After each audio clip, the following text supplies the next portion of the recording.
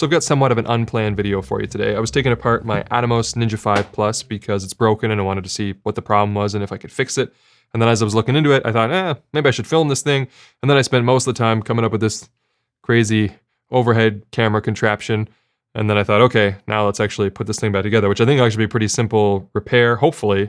I don't know a lot about the internal workings of this thing, so that's not what this video is going to be about. But I do want to tell you about sort of a flaw I've noticed in these recorders, and that since posting a BTS of this setup, a bunch of people in the comments were saying they also had the issue. So it seems to be an actual problem with the Ninja Vs. So I already went ahead and took it apart, and can we see in this camera also, there's just a few screws here.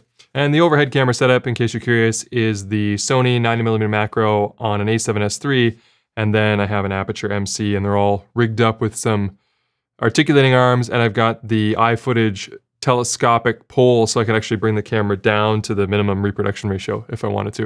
I put a story about this, or a reel, whatever, on Instagram, and I posted the video on Twitter if you want to see more about it, check it out.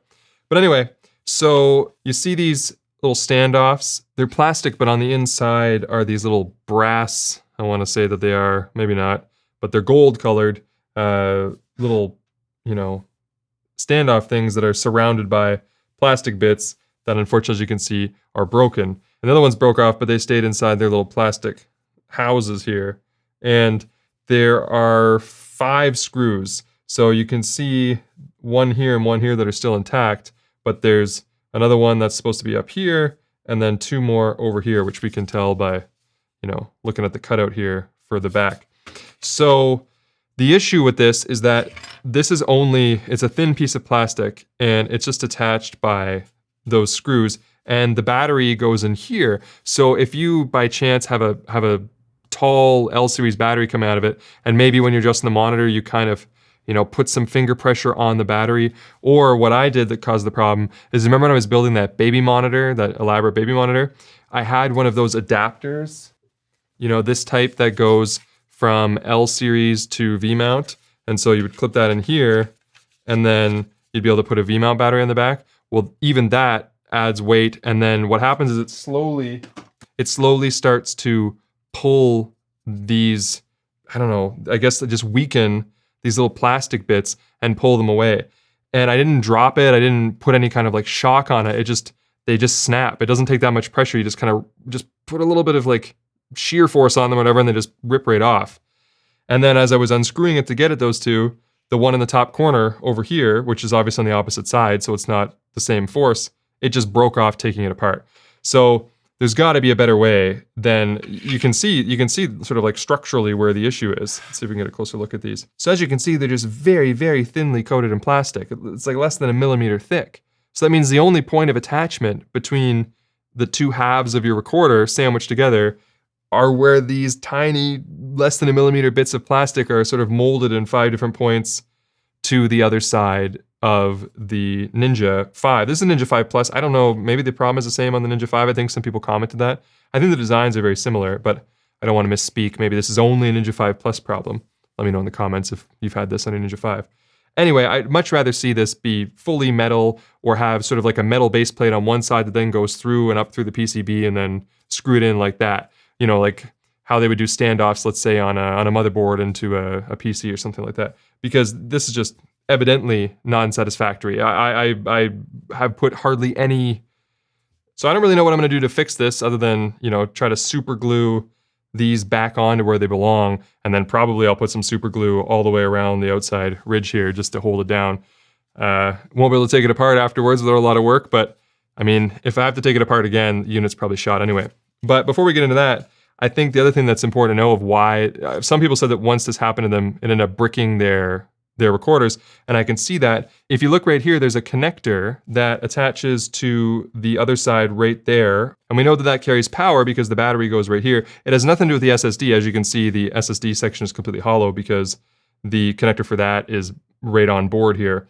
But when you have those modules that can go on the back into the battery sled part, that data would also be connected through this. So having this kind of get pulled away and possibly damage this connector, basically bricks the unit for most people, because if you don't have power or data, then what are you going to do?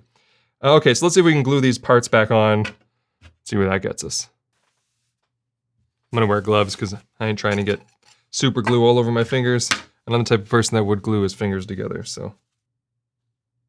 Okay, I'm gonna try with the gloves off because I'm not feeling very dexterous. So I've identified where a few of these posts go.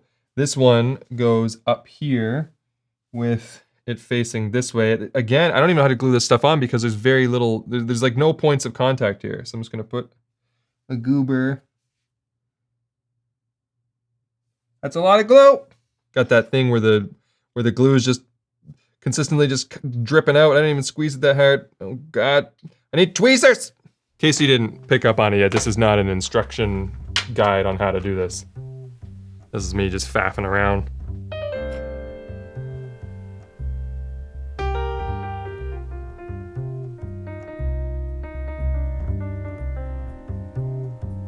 Okay, I'm gonna use that one as my test one because that's the one that was easiest to know exactly what angle it goes on and had the most sort of plastic left over to glue to. So if this one doesn't stick, then I'm just gonna pull it out and I'm just gonna glue the outside edge and be done with it. In the meantime, let's check and see how strong the two remaining posts are. So this one actually has quite a bit of play in it. And then this one, that one's strong. So you've got like one strong post and then 4 wiggly ones that are just sort of standing off on their own. So for such a great, powerful device, this is kind of subpar. And I'm not just trying to trash on Atomos here. I love the Ninja recorders. I've been talking about them, I don't know, so many videos, so often. I use them on multiple cameras. I think that they're great. This is just a glaring weakness in an otherwise like exemplary product. I think that's why it's so important here. All right, let's see what's going on with this guy, if it's even gonna stay a little bit. It's not bad. It feels stronger than the one that I didn't glue. All right, let's go ahead and try and glue the other ones. Does anybody else feel like super glue is single use for them? Like by the time they open it, they get it everywhere and all in the cap. It's like you get one good go out of it, then it's done. I don't know what this pill bottle's for. It's not going back in there. Maybe I'm just terrible at it.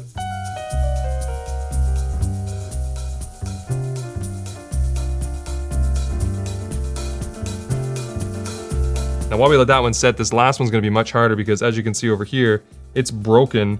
It's not even inside the plastic case anymore. So I gotta glue the stud back together just in order to stick it into this. This is gonna work. I'm just gonna end up gluing the whole thing anyway. But let's give it a whirl. This is the one where I'm gonna end up gluing my fingers together, so putting at least one glove on.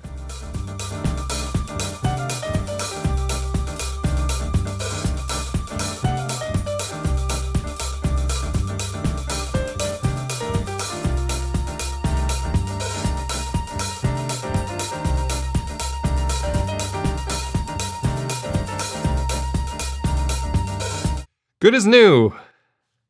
All right, so we've got 5 screws to install.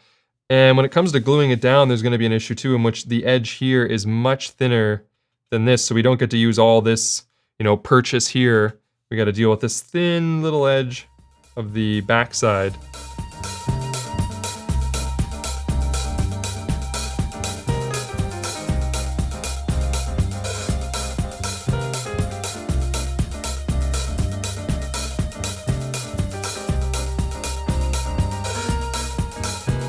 All right, let's go for it. Try not to glue your fingers, Gerald.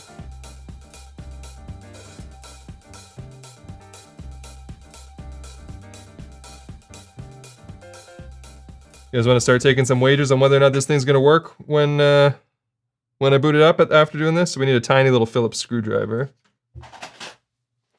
Let's screw these down. Let's start with the only one that is trustworthy, which is this one. All right, that's the strong side done. Now we got the weak posts over here.